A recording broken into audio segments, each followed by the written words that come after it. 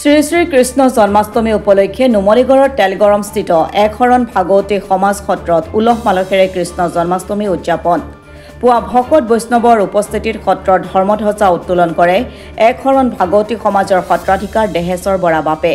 দিনজোৰা কাৰ্যসূচীৰে মহাপাল নাম কীৰ্তন পাঠ কৰি জগত স্ৰষ্টা শ্ৰী শ্ৰী কৃষ্ণ জন্মাষ্টমী উদযাপন কৰিব বুলি জনায় সত্ৰাধিকাৰগৰাকীয়ে।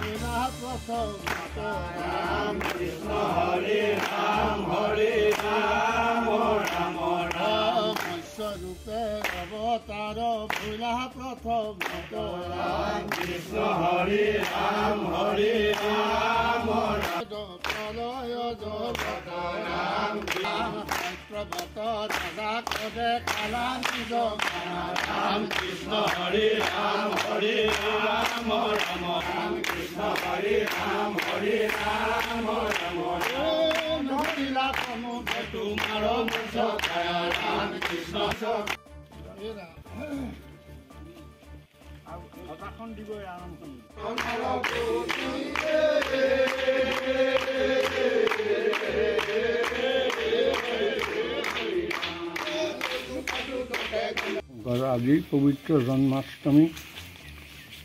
এই তিথিতে জগৎকৰ্তা পৰম ব্ৰহ্ম ঈশ্বৰ কৃষ্ণ অৱতীৰ্ণ হৈছিল এই পবিত্ৰ ভাৰত ভূমিত। ভগৱান কৃষ্ণকোন বোলে এতাংশেন কলা কৃষ্ণস্তু ভগৱান স্বয়ং। বাকী সকলো ঈশ্বৰৰ অৱতাৰ অংশ আৰু কলা অৱতাৰ। কৃষ্ণ কিন্তু পূৰ্ণ ব্ৰহ্ম। তেওঁ নিজেই জগত স্ৰষ্টা দ্ৰষ্টা নিয়ন্তা। তেওঁই গীতাৰ যোগেদি একশৰণৰ সন্ধান দিছিল অৰ্জুনক।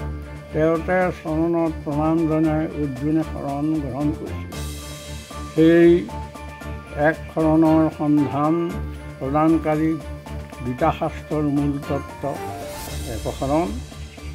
এই একশৰণ তত্ত্বক সাধনা কৰিবলৈকে একশৰণ ভাগৱতী সমাজ জগতগুৰু শংকৰ মাধৱ দুজনা গুৰুৰ অভিন্ন আচাৰ্য জয়ৰাম দাস বা পিছৰে একশৰণ ভাগৱতী সমাজ ৰচনা কৰিছে।